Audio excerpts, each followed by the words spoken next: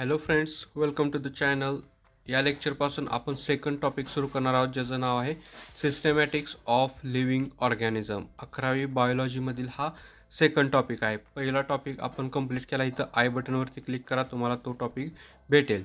बघा, आपण अभ्यास करत आहोत तो नवीन रिड्यूस झालेल्या सिलेबसनुसार, according to the new reduced syllabus. कोरोनामुळं जो काय आपला 25% सिलेबस रिड्यूस झाला आहे, त्या सिलेबसनुसार आपण अभ्यास करणार आहोत. बघा, जे विद्यार्थी चॅनलवरती नवीन आहेत त्यांनी चॅनल सबस्क्राईब करा. आपल्या टेलिग्राम ग्रुप आहे, त्याचबरोबर इंस्टाग्राम फेसबुकवरती आपल्याला फॉलो करा. बघूया आपण आता सिस्टमॅटिक्स ऑफ लिव्हिंग ऑर्गॅनिझम या सेकंड टॉपिकमध्ये आपल्याला कोणत्या कोणत्या पॉईंटचा अभ्यास करायचा आहे हे आपण आता पाहूया. बघा, पहिल्यांदा आपण बघू की हा आपण रिड्यूस झालेला सिलेबस डिस्कस केला होता पाठीमागच्या व्हिडिओमध्ये. यामध्ये बघू आपण आता काय काय अभ्यास करायचा आहे. बघा, आपल्याला अभ्यास करायचा आहे तो सायलेंट फीचर ऑफ 5 किंगडम्स आणि असेल्युलर ऑर्गॅनिझम. ह्या दोन मेन पॉईंटचा आपल्याला अभ्यास करायचा आहे ह्या लेक्चरमध्ये. ठीक आहे, बघूया आपण step by step silent feature of 5 kingdoms.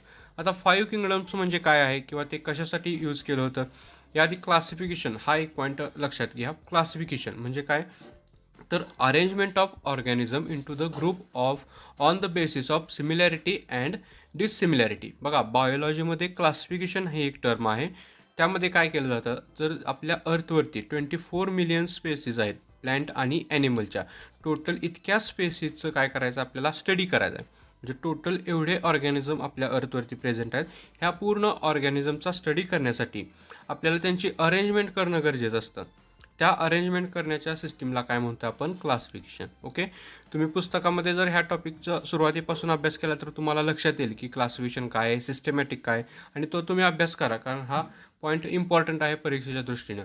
Okay, आपल्याला फक्त आता नवीन सिलेबसनुसार किंवा जो काही रिड्यूस झाला सिलेबसनुसार त्यामध्ये आपल्याला 5 किंगडमचा अभ्यास करायचा आहे. क्लासिफिकेशन लक्षात आलं का. अरेंजमेंट, आता अरेंजमेंट म्हणजे काय केलं, हे काय 84 मिलियन स्पेसेस आहेत, त्यांचं काय केलं आपण, त्यांच्या सिमिलॅरिटीवरून आणि डिसिमिलॅरिटीवरून आपण त्यांची अरेंजमेंट केली. अशा प्रकारे एका ग्रुपमध्ये एक सिमिलर कॅरेक्टर असणारे, परत दुसऱ्या ग्रुपमध्ये सिमिलर कॅरेक्टर असणारे, अशा प्रकारे सिमिलॅरिटी डिसिमिलॅरिटीवरून आपण त्या ऑर्गॅनिझमची अरेंजमेंट करणार आहे. त्याला काय म्हणतो आपण, क्लासिफिकेशन. ओके, ठीक आहे. बघू आता ह्या क्लासिफिकेशनला किंवा ग्रुप करत असताना कशा पद्धतीने केलं होतं बघू. सुरुवातीला जे की इनिशियलला जे काय क्लासिफिकेशन केलं होतं त्यामध्ये काय होतं, 2 किंगडम क्लासिफिकेशन केलं जात होतं. म्हणजे क्लासिफिकेशनची सुरुवात कोणी केली, कार्ल लिनियस या सायंटिस्टनी काय केली होती, तर क्लासिफिकेशनला सुरुवात केली होती त्यांनी त्यांच्या मेथडमध्ये. 2 मेथड ऑफ क्लासिफिकेशन म्हणजेच त्याला काय म्हणतो आपण, 2 किंगडम क्लासिफिकेशन ह्या प्रकारे क्लासिफिकेशन केलं होतं. म्हणजे त्यांनी काय बेसिस वापरलं होतं, on the basis of the mode of nutrition and migratory or sedentary. ह्या दोन बेसिसवरती त्यांनी क्लासिफिकेशन केलं होतं. मोड ऑफ न्यूट्रिशन म्हणजे काय, इट इज हेट्रोट्रोपिक ऑर ॲटोट्रोपिक. ह्या कॅरेक्टरचा वापर करून त्यांनी क्लासिफिकेशन केलं होतं. म्हणजे त्याच्यामध्ये 2 किंगडम केले, एक किंगडम ॲनिमलिया आणि किंगडम प्लॅन्टी. ॲनिमलिया म्हणजे जर एखादा ऑर्गॅनिझम हेट्रोट्रोपिक असेल तर तो ॲनिमलियामध्ये टाकायचा, ॲटोट्रोप असेल तर तो प्लॅन्टीमध्ये ह्या प्लॅन्टी या किंगडममध्ये तो टाकायचा. पण ह्या क्लासिफिकेशनमध्ये काय झालं तर कन्फ्युजन होऊ लागलं. म्हणजे it create the very confusion for the bacteria, fungi, युग्लिनेट अशासारख्या ऑर्गॅनिझमला, प्रोकॅरियोटिक अशा ऑर्गॅनिझमसाठी तो काय झालं, कन्फ्युजन तयार होऊ लागलं. म्हणून काय केलं होतं, तर नंतर 5 किंगडम ऑफ क्लासिफिकेशन ही एक मेथड क्लासिफिकेशनसाठी आली. बघा, कार्ल लिनियस यांनी काय केलं तर 2 किंगडम क्लासिफिकेशन केलं होतं प्लॅन्टी आणि ॲनिमिलियामध्ये. त्याच्यामध्ये हे बेसिस पॉईंट वापरले होते, मोड ऑफ न्यूट्रिशन आणि मायग्रेटरी आहेत का सेडेंटरी. मायग्रेटरी म्हणजे काय की जे ॲनिमल किंवा जे ऑर्गॅनिझम लोकोमोशन करू शकते, ते प्लेस बदलू शकतात, अशा मायग्रेटरी म्हणतो आपण त्याला. आणि सेडेंटरी म्हणजे काय, तर एका जागेवर स्थिर असणारे ऑर्गॅनिझम. ह्या दोनच ग्रुपमध्ये आपण काय केलं होतं, क्लासिफिकेशन केलं होतं. पण बॅक्टेरिया, फंगी अशा ऑर्गॅनिझमचं क्लासिफिकेशन करणं ह्यामध्ये पॉसिबल नव्हतं. म्हणजे त्यामध्ये कन्फ्युजन निर्माण झालं की क्लासिफिकेशन कसं करायचं. म्हणून काय झालं तर दुसरे सायंटिस्ट आले की म्हणजे कोण, R.H. Whittaker. Okay, R.H. Whittaker यांनी काय केलं तर 5 किंगडम ऑफ क्लासिफिकेशनची सुरुवात केली. R.H. विटाकर, लक्षात ठेवा, R.H. Whittaker to avoid confusion he propose the 5 kingdom system of classification. Okay, R.H. Whittaker यांनी काय केलं तर 5 किंगडम क्लासिफिकेशनचं सुरुवात केली. त्यांनी काय केलं, कार्ल लिनियसचे जे काय फर्स्ट 2 किंगडम क्लासिफिकेशन केलं होतं त्यामध्ये त्यांनी मॉडिफिकेशन केलं आणि नवीन क्लासिफिकेशनला सुरुवात केली. म्हणजे त्यांच्या क्लासिफिकेशनमध्ये काय काय होतं तर किंगडम हे 5 किंगडम केले होते. आणि त्यांनी कोणती बेसिस वापरली तर फायलोजेनेटिक रिलेशनशिप वापरलं. फायलोजेनेटिक रिलेशनशिप म्हणजे काय, on the basis of evolution. म्हणजे त्यांनी काय केलं होतं, इव्हॉल्युशन त्या डेव्हलपमेंट होत गेलेल्या ऑर्गॅनिझमचं प्रोग्रेसिव्ह डेव्हलपमेंट ज्या ऑर्गॅनिझममध्ये होत गेले अशा प्रकारे त्यांच्यामध्ये त्यांनी अरेंजमेंट केली. अजून ह्यांच्यामध्ये काय इम्पॉर्टंट केलं, युनिसेल्युलर, मल्टीसेल्युलर असेही त्यांनी ग्रुप केले होते. ह्या पूर्ण ऑर्गॅनिझमचा ग्रुप विचार करून त्यांनी काय केलं तर हे 5 किंगडम तयार केले होते. ओके, 5 किंगडम कोणते कोणते आहेत आपल्याकडे, kingdom Monera, kingdom Protista, kingdom Plantae, kingdom fungi आणि किंगडम ॲनिमलिया. हे 5 किंगडम आहेत. ते काय करतात, पूर्ण आपल्या 84 मिलियन ऑफ स्पेसिसला एक्सप्लेन करू शकतात. म्हणजे पूर्ण जे काय कॅरेक्टर शो करणारे ह्या ऑर्गॅनिझम आहेत ह्या 5 किंगडमपैकीच एक असणार आहेत. जर हेट्रोटोपिक किंवा युकॅरेटिक असेल तर ॲनिमलियामध्ये किंवा प्रोटिस्टामध्ये अशा प्रकारे आपण त्यांचा 1 बाय 1 डिटेलमध्ये अभ्यास करणार आहोत. लक्षात आलं, 5 किंगडम ऑफ क्लासिफिकेशन. 5 किंगडम हे डिस्कवरी कोणी केली तर R.H. विटाकर यांनी, टू अवॉइड कन्फ्युजन. म्हणजे सुरुवातीला जे काय कार्ल लिनियस यांनी 2 किंगडम मेथड शोधली होती त्याचं कन्फ्युजन अवॉइड करण्यासाठी R.H. Whittaker discover the 5 kingdom of the classification. Okay, लक्षात आलं. आता हे पूर्ण आपण स्टेप बाय स्टेप अभ्यास करणार आहोत या 5 किंगडमचा. ओके, बघा लक्षात आले का 5 किंगडम कोणते कोणते आहेत. First kingdom is the kingdom Monera, kingdom Protista, kingdom Plantae, kingdom fungi and kingdom Animalia. Let study the 1 by 1. आपण प्रत्येक किंगडमचा डिटेलमध्ये अभ्यास करूया. आता firstly we discuss about the kingdom Monera. Okay, kingdom Monera, it is the unicellular organism with prokaryotic cellular organisation. आपल्याला पहिला point काय दिला आहे, हा किंगडम मोनेरा आहे तो कसा एक युनिसेल्युलर ऑर्गॅनिझम आहे. ओके, त्यानंतर कसला आहे तर त्यांच्यामध्ये प्रोकॅरियोटिक सेल्युलर ऑर्गनायझेशन आहे. प्रोकॅरियोटिक सेल्युलर ऑर्गनायझेशन म्हणजे काय, तर organism which cannot content the nucleus. म्हणजे त्यांच्या बॉडीच्या सेलमध्ये न्यूक्लियस हा अब्सेंट आहे. मग त्यांचं सेल्युलर मटेरियल कुठे असणार आहे तर त्यांच्या सेल सायटोप्लाझममध्ये फ्लोट होत असते. अशा प्रकारे त्यांच्या सेल सायटोप्लाझममध्ये ते सेल्युलर मटेरियल प्रेझेंट असते. Okay, the kingdom Monera is the unicellular organism as well as the they show the prokaryotic cellular organism and these organisms are omnipresent. Okay, omnipresent that is the organism are live in the all type of the environment are called as the omnipresent. लक्षात आलं, omni present म्हणजे काय की असे organism, असे सजीव की जे काय होते प्रत्येक एन्व्हायरमेंटमध्ये फाउंड होते. म्हणजे कुठेही जा, कुठल्याही एन्व्हायरमेंटमध्ये, समुद्रामध्ये असेल, व्होल्कॅनिक क्रेट्समध्ये असतील किंवा एखाद्या ॲनिमलच्या बॉडीमध्ये सुद्धा हे ऑर्गॅनिझम फाउंड होऊ शकते. म्हणजे एव्हरीवेअर अर्थवरती प्रत्येक ठिकाणी अशा प्रकारचे ऑर्गॅनिझम सापडणार आहेत आपल्याला. त्यांना म्हणतो आपण ओमनी प्रेझेंट. ओके, लक्षात आलं. म्हणजे कुठं की जिथं त्यांच्यावरती कोणता दुसरा ऑर्गॅनिझम हल्ला करणार नाही.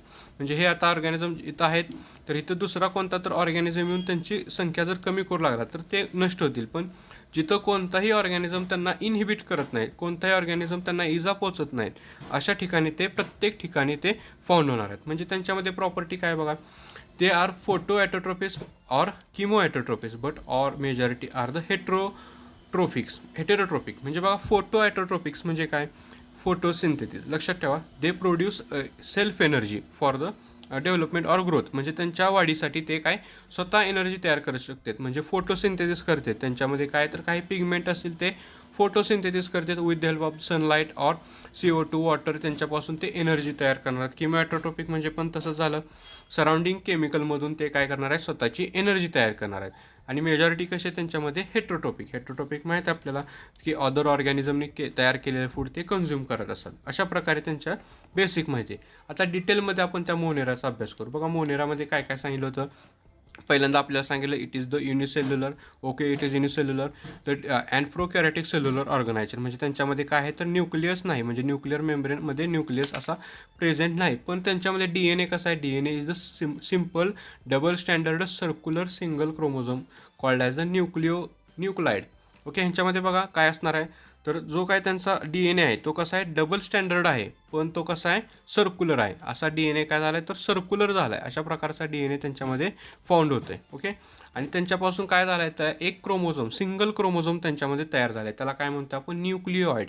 लक्षात ठेवा, प्रोकॅरियोटिकमध्ये म्हणजे किंगडम मोनेरामध्ये जो काही क्रोमोझोम आहे त्याला म्हणतो आपण न्यूक्लिओइड. ओके, न्यूक्लिओइड आपण त्याला म्हणतो. यांच्या व्यतिरिक्त extra chromosomal genetic element also present. This extra chromosomal genetic element are called as the plasmid. Okay, plasmid आणि कॉस्मिड असे दोन प्रकार असतील एक्स्ट्रा क्रोमोझोमलमध्ये. आपण ह्यामध्ये फक्त प्लाझ्मिडचा आता अभ्यास करणार आहोत. प्लाझ्मिड म्हणजे काय तर अदर दॅन DNA, म्हणजे DNAच्या व्यतिरिक्त अदर दॅन क्रोमोझोमल म्हणजे क्रोमोझोमच्या बाहेर असणारं काहीतरी जेनेटिक मटेरियल ते काय करणार आहे तर जेनेटिक कॅरेक्टर शो करण्यासाठी हेल्प करत असणार आहे. असे प्लाझ्मिड त्यांच्यामध्ये प्रेझेंट आहेत. ओके, आणि सेल वॉल बघू आपण आता. अशा मोनेराची किंवा ह्या किंगडम मोनेरामधील सेल वॉल कशापासून तयार झाले तर पेप्टायडोग्लायसिन म्हणजे काय, त्याला म्युरिन असं म्हणलं जाते, म्हणजेच ते शुगर आणि अमिनो ॲसिडपासून तयार झालेली त्यांची सेल वॉल आहे. ओके, लक्षात आले का. सेल वॉल बघा कशापासून तयार झाली, शुगर्स म्हणजेच ग्लुकोज आणि अमिनो ॲसिड या दोन मॉलिक्यूलपासून त्यांची सेल वॉल ही तयार झालेली असते. याच्या व्यतिरिक्त त्यांच्या सेलमध्ये असणाऱ्या सेल ऑर्गेनेली बघा कोणत्या सेल ऑर्गेनेली म्हणजे मेम्ब्रेन बाउंड सेल ऑर्गेनेली कोणत्या आहेत तर मायटोकॉन्ड्रिया एक आहे, त्यांच्यामध्ये क्लोरोप्लास्ट आहेत, एंडोप्लाझ्मिक रेटिक्युलम आहेत, हे अब्सेंट आहे, sorry, endoplasmic reticulum are absent, ribosome are smaller in size that is 70s and then in eukaryote म्हणजे युकॅरियोटिक ऑर्गॅनिझमपेक्षा रायबोझोम त्यांच्यामध्ये कसे स्मॉल आहेत. मायटोकॉन्ड्रिया, क्लोरोप्लास्ट अँड हे त्यांच्यामध्ये अब्सेंट आहेत. बघा आता त्यानंतर बघा काय बघतो आपण, रिप्रोडक्शन त्यांचं कसं आहे, असेक्शुअल आहे. त्याच म्हणजे असेक्शुअल आणि सेक्शुअल ह्या दोन्ही टाईपमध्ये त्यांच्यामध्ये रिप्रोडक्शन होते. म्हणजे कसं तर असेक्शुअल हे त्यांच्यामध्ये बायनरी फ्युजन आणि बडिंगद्वारे होते आणि सेक्शुअल हे त्यांच्यामध्ये कॉन्ज्युगेशन ह्या टाईपमध्ये रिप्रोडक्शन होत असतं. किंगडम मोनेरा ह्यामध्ये आपण आत्ता पाहिलं त्यांच्यामध्ये कशा प्रकारे आपण डिटेलमध्ये आपण त्याचा अभ्यास केला. आता बघा त्यांच्यामध्ये असणाऱ्या कॅटेगरीज, किंगडम मोनेरामध्ये टाईप कसे पडलेत किंवा त्यांच्यामध्ये असणाऱ्या कॅटेगरी. व ह्या कॅटेगरी त्यांच्यामध्ये कशा झाल्या तर on the basis of morphology म्हणजे त्यांचं स्ट्रक्चर कसं आहे त्याच्यावरून एक कॅटेगरी पडली आहे, आणि दुसरी कसे on the basis of evolution, त्यांच्यामध्ये इव्हॉल्युशन होत गेलं त्याच्यावरून त्यांच्यामध्ये दोन कॅटेगरी पडलेली आहे. बघा लक्षात येते टोटल त्यांच्यामध्ये मॉर्फॉलॉजी म्हणजे त्यांच्या स्ट्रक्चरवरून असणाऱ्या कॅटेगरीज त्यांच्यामध्ये बघा 4 कॅटेगरी आहेत आपल्याकडे. स्पेरिकल, जे काय स्पेरिकल असं स्ट्रक्चर आहे त्याला काय म्हणतो आपण, कोकस. ओके, स्पेरिकल असणाऱ्या कोकस. नंतर काय रॉड शेपडला काय म्हणतो आपण, बॅसेलस. ओके, बॅसेलस हे कसे रॉड शेपड आहे. नंतर कॉमा और किडनी शेपड त्याला काय म्हणतो आपण, विब्रो. किडनी शेपड असणारे कसे ते विब्रो. नंतर काय स्पायरल म्हणजे त्याला काय म्हणतो आपण, स्पिरुलम. ओके, स्पायरल अशा प्रकारचे जे काय बॅक्टेरिया असते त्यांच्यामधले तर त्यांना काय म्हणतो आपण, स्पिरुलम. अशा प्रकारचे त्यांच्यामध्ये मॉर्फॉलॉजिकली त्यांच्यामध्ये कॅटेगरीज आहेत. त्यानंतर बेसिस ऑफ इव्हॉल्युशन म्हणजे कोणते आहेत, आर्चीबॅक्टेरिया अँड युबॅक्टेरिया. बघूया आपण हे डिटेलमध्ये. आर्चीबॅक्टेरिया बघा पहिला. आर्चीबॅक्टेरिया बघा कसे आहेत तर these are the different from other bacteria म्हणजे यांच्यामध्ये काय सांगितले तर प्रत्येक पूर्ण ऑर्गॅनिझममध्ये काय असते तर डिफरंट कॅरेक्टर त्यांच्यामध्ये शो केले. म्हणजे का बरं म्हणतोय बघा आपण यांना एक्स्ट्रीमोफिलस म्हणलं जातं. एक्स्ट्रीमोफिलस का म्हणलं जातं हे आपण आता बघू.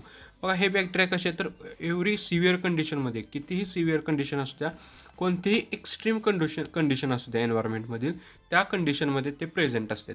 कळते, म्हणजे एन्व्हायरमेंटची कसलीही कंडिशन असू द्या, हाय टेम्परेचर म्हणजे हॉट स्प्रिंगमध्ये असू द्या किंवा व्होल्कॅनिक क्रेट्समध्ये असू द्या किंवा साल्टी लॅकमध्ये असू द्या, प्रत्येक ठिकाणी हे फाउंड होते. म्हणजे एक्स्ट्रीम कंडिशनमध्ये ते सर्वाईव्ह करू शकतात, सिव्हिअर कंडिशनमध्ये ते सर्वाईव्ह करू शकतात. म्हणून त्याला काय म्हणलं जातं, extremophiles, because they are survive in every extreme condition, so they are called as the extremophiles. लक्षात आलं, एक्स्ट्रीम म्हणजे म्हणून ते काय तर they are different from other bacteria. लक्षात येते का. बघा ते कसे आहेत तर एक्स्ट्रीमोफिलस आहेत म्हणजे काय तर they can survive any type of the environmental condition like hot spring, like salty lakes, like volcano craters, और they are survive in the every severe condition. That severe condition are not faced by other organism म्हणजे other ऑर्गॅनिझममध्ये टिकू शकणार नाहीत अशा कंडिशनमध्ये पण ते काय सर्वाईव्ह करू शकतात. म्हणून त्याला एक्स्ट्रीमोफिलस म्हणले गेले. मग अजून बॅक्टेरिया त्या कुठं असतात बघू आपण. जे काय हाय सॅलिनिटी वॉटरमध्ये असतात त्याला काय म्हणतो आपण, हॅलोफिलस. ओके, हॅलोफिलस म्हणतो आपण साल्टी वॉटरमध्ये किंवा ज्या सॅलिनिटी असणाऱ्या वॉटरमध्ये राहणार आहे त्याला. एक्स्ट्रीम टेम्परेचरला राहणाऱ्या त्या बॅक्टेरियाला काय म्हणतो आपण, थर्मोफिलस. ओके, टेम्परेचरवरून तुम्हाला लक्षात येईल thermophiles. The bacteria which are lives in the high temperature are called as the thermophiles. The bacteria are found in the ruminants of gut म्हणजे गट ऑफ रुमिनंट्स म्हणजे कुठं राहणार आहेत त्या, ते काय जनावर असतात बफेलो किंवा अशा रुमिनंट्सच्या बॉडीमध्ये किंवा त्यांच्या डायजेस्टिव्ह सिस्टीममध्ये ते फाउंड होत असतात. त्यांना काय म्हणतो आपण, मिथॅनोजेनिक बॅक्टेरिया. ओके, लक्षात आलं. गटमध्ये म्हणजे त्यांच्या डायजेस्टिव्ह सिस्टीममध्ये राहणारे हे बॅक्टेरिया आहेत, त्याला काय म्हणतो आपण मिथेनोजेनिक. आणि ह्यांचा एक इम्पॉर्टंट रोल आहे आपल्यासाठी. तो कोणता आहे तर बायोगॅस प्लॅन्टमध्ये, म्हणजे मिथेन गॅस प्रोडक्शन करण्यासाठी, बायोगॅस प्रोडक्शन करण्यासाठी ह्या आर्चीबॅक्टेरियाचा यूज केला जातो. ओके, लक्षात आलं. ह्या आहेत ते आर्चीबॅक्टेरिया. नेक्स्ट आहे आपल्याकडे यू बॅक्टेरिया. बघा यू बॅक्टेरियाला काय म्हणलं गेलं इथं तर this are the referred as a true bacteria. म्हणजे ट्रू बॅक्टेरिया काय म्हणलं आपण की हे जास्त काही असं कंडिशन म्हणजे एक्स्ट्रीम कंडिशनमध्ये राहणे किंवा असं ॲडव्हान्स्ड काय ते शो करत नाहीत. म्हणजे काय तर ते नॉर्मली बॅक्टेरियाचे कॅरेक्टर शो करतात. म्हणजे त्यांच्यामध्ये सेल वॉल आहे, त्यांच्यामधलं प्रोकॅरियोटिक सेल्युलर ऑर्गनायझेशन आहे, किंवा सिम्पल अशी त्यांच्यामध्ये पेप्टायडोग्लायसिनपासून तयार झालेली सेल वॉल, असं सिम्पल असं कॅरेक्टर दाखवतात. म्हणून आपण त्याला ट्रू बॅक्टेरिया म्हणतोय. ओके, यांच्यामध्ये फाउंड हे दोन प्रकारामध्ये आपल्याला भेटतात. एक आहेत ते ॲटोट्रोप्समध्ये आणि दुसरे आहेत ते हेट्रोट्रोप्समध्ये. लक्षात आलं. म्हणजे हे दोन बॅक्टेरिया हे यू बॅक्टेरिया आपल्याला दोन टाईपमध्ये आपल्याला फाउंड होत असतात, ॲटोट्रोप आणि हेट्रोट्रोप. आता ॲटोट्रोप हेट्रोट्रोप हे आपल्याला माहीत आहे काय आहे ते. बघूया आपण त्याला डिटेलमध्ये. पहिला आपल्याकडे ॲटोट्रोप्स दिलेत. म्हणजे ॲटोट्रोप म्हणजे काय, फोटोसिंथेटिक कॅरेक्टर शो करणारे. The bacteria which can show the photosynthetic character are called as the autotroph eubacteria. म्हणजे त्यांच्यामध्ये काय असणार आहे तर क्लोरोबियम किंवा क्रोमॅटिन नावाचे काही बॅक्टेरिया आहेत, ते काय करतात, फोटोसिंथेटिक करू शकतात. म्हणजे ते फोटोसिंथेसिस करून they can produce each self energy. ते कॅन प्रोड्यूस इच म्हणजे त्यांच्या बॉडीमध्ये असणारी किंवा बॉडीला गरज असणारी एनर्जी ते स्वतः तयार करू शकतात. अजून ते कसले आहेत बघा, इव्हॉल्युशन होत गेले त्यांच्यामध्ये. इव्हॉल्युशन म्हणजे यांच्यामध्ये डेव्हलपमेंट झाले. म्हणजे ते कसले तयार झालेत, मल्टीसेल्युलर फिलामेंटस झालेत. ओके, बघा इव्हॉल्युशनवरून आपण ह्यांची कॅरेक्टर करतोय. म्हणजे आर्चीबॅक्टेरियापासून ह्यांचं इव्हॉल्युशन झालं, हे ॲडव्हान्स्ड बॅक्टेरिया झालेत. म्हणून ह्याला आपण ट्रू बॅक्टेरिया म्हणलोय. म्हणजे हे कसले झालेत, multicellular filamentous from living in fresh water. हे फ्रेश वॉटरमध्ये लिव्ह करत असतात आणि ह्यांच्यामध्ये काय तर फोटोसिंथेटिक पिगमेंट प्रेझेंट आहे. अजून बघा ह्यांच्यामध्ये काय, body is covered by the mucilaginous sheet. त्यांच्या बॉडीवरती एक अशा प्रकारचं म्युसिलेजिनस शीट म्हणतो आपण ह्याला. हे काय करत असते तर त्यांना त्या एक्सटर्नल एन्व्हायरमेंटपासून ते प्रोटेक्ट करत असतं. ते जेली लाईक्स असं एक त्यांच्या बॉडीवरती एक असा लेअर असतो, तो एक्सटर्नल कंडिशनला किंवा एक्सटर्नल एन्व्हायरमेंटपासून त्यांच्या सेलचं किंवा त्या बॉडीचं प्रोटेक्शन करायचं ते काम करत असतं. त्यांच्यामध्ये जेनेटिक मटेरियल कसं आहे तर नॉर्मली बॅक्टेरियामध्ये असणारं ते प्रोकॅरियोटिक जेनेटिक ऑर्गनायझेशन आहे किंवा त्यांचं जेनेटिक मटेरियलचं ऑर्गनायझेशन आहे. अजून इम्पॉर्टंट पॉईंट त्यांच्यामध्ये काय तर त्यांच्यामध्ये क्लोरोफाईल ए, क्लोरोफाईल बी, CHL आपण जे काय दिलं ते काय आहे तर क्लोरोफाईल ए, क्लोरोफाईल बी, कॅरोटीन आणि झॅन्थोफाईल हे काय आहे तर फोटोसिंथेटिक पिगमेंट आहेत that are useful for the photosynthesis. This pigment help to the production of energy with the help of the sunlight, CO2 and water. Okay, अजून बघा यांच्यामध्ये काय तर एक यांच्यामध्ये हेट्रोसिस्ट नावाचा एक पार्ट आहे. हेट्रोसिस्ट दिसतोय आपल्याला. तो कशासाठी, नायट्रोजन फिक्सेशनसाठी तिथं हेल्प करत असतोय. अशा प्रकारचा एक एक्झाम्पल दिलं आपल्याला नोस्टिकचं. हा कोणता आहे तर सायनोबॅक्टेरियम आहे. ओके, सायनोबॅक्टेरियम आपण हा एक प्रकारचा ॲटोट्रोप्स आहेत. ओके, ॲटोट्रोप लक्षात आलं. ॲटोट्रोप्स आता हे कसले झाले तर फोटोसिंथेटिक कॅरेक्टर शो करणारे ॲटोट्रोप. नेक्स्ट बघू आपल्याकडे कोणते तर हेट्रोट्रोप्स. हेट्रोट्रोप्स बघा काय तर most of them are decomposer. म्हणजे जे काय डिकम्पोजेशनची प्रोसेस असते त्या डिकम्पोजिंगच्या प्रोसेसमध्ये फाउंड होणारे bacteria. These are the heterotrophs bacteria. म्हणजे त्यांच्यामध्ये बघा फॉर एक्झाम्पल आपल्याला दिला आहे एक lactobacilli for the helping the curding of milk. म्हणजे आपण 10वीमध्ये अभ्यास केला होता मिल्क तयार करण्यासाठी. आपण 7व्या टॉपिकमध्ये युजफुल ऑफ मायक्रोब म्हणजे ओळख सूक्ष्मजीवांची हा टॉपिकमध्ये आपण अभ्यास केला होतं. Helping in curding of milk, lactobacilli, nitrogen fixation, Azotobacter, antibiotic प्रोडक्शनचा स्टेप्टोमायसिन आणि composting and degradations of oil. अशा प्रकारे आपण काय केलं तर त्या हेट्रोटोप कॅरेक्टर असणाऱ्या बॅक्टेरियांचा आपण तिथं यूज केला होता. फक्त ते युजफुलच नाहीत पण ते काही त्यांच्यामधील हार्मफुल पण आहेत. म्हणजे कोणते पॅथोजन म्हणतो आपण त्याला. ओके, मोनेरा कॅटेगरीमधलं आहे. यू बॅक्टेरिया हे कसले तर काही युजफुल आहेत, काही बॅक्टेरिया आहेत किंवा त्याला म्हणतो आपण पॅथोजन म्हणतोय. ओके, काही बॅक्टेरिया कसे आहेत तर पॅथोजेनिक कॅरेक्टर शो करतात. पॅथोजेनिक म्हणजे कसले की जे आपल्याला किंवा जे लिव्हिंग ऑर्गॅनिझमला हार्मफुल आहेत अशा बॅक्टेरियांना काय म्हणतो आपण पॅथोजन. म्हणजे ते कसे आहेत causing the disease like typhoid, cholera, tuberculosis, tetanus अशा प्रकारचे काही बॅक्टेरिया कसे आहेत तर ते हार्मफुल आहे for the living organism, other living organism. लक्षात आलं. It is the we complete the kingdom Monera. बघा आपला इथं किंगडम मोनेरा कंप्लीट झाला. यामध्ये आपण काय काय पाहिलं तर आर्चीबॅक्टेरिया, यू बॅक्टेरिया अशा प्रकारचे काही बॅक्टेरिया पाहिले. त्याचबरोबर आपण त्यांचे कॅटेगरीज पाहिल्या, मॉर्फॉलॉजिकली असेल किंवा on the basis of evolution पाहिलं आपण, आणि बेसिक आपण त्यामध्ये क्लासिफिकेशनची सुरुवात केली. म्हणजे आपल्या ह्या इथं किंगडम मोनेरा हा पॉईंट इथं कंप्लीट झाला. नेक्स्ट लेक्चरमध्ये आपण बघणार आहोत किंगडम प्रोटिस्टा, त्यानंतर आपल्याला किंगडम प्लॅन्टी, किंगडम फंगी आणि किंगडम ॲनिमेलिया अशा पूर्ण 5 किंगडमचा डिटेलमध्ये डीपमध्ये अभ्यास करायचा आहे. तुम्हाला काही डाऊट असेल तर मला तुम्ही लगेच कमेंटमध्ये विचारा. व्हिडिओला लाईक करायला विसरू नका आणि आवडला असेल तर नक्कीच शेअर करा व चॅनल सबस्क्राईब करा. नेक्स्ट लेक्चरला आपण बघणार आहोत किंगडम प्रोटिस्टा आणि किंगडम प्लॅन्टीमध्ये ह्या 2 किंगडमचा आपण अभ्यास करणार आहोत. ठीक आहे. काय डाऊट असेल तर मला तुम्ही लगेच कमेंटमध्ये विचारा व आपलं टेलिग्राम चॅनल, इंस्टाग्राम, फेसबुकवरती आपल्याला फॉलो करा. ठीक आहे. थँक्यू.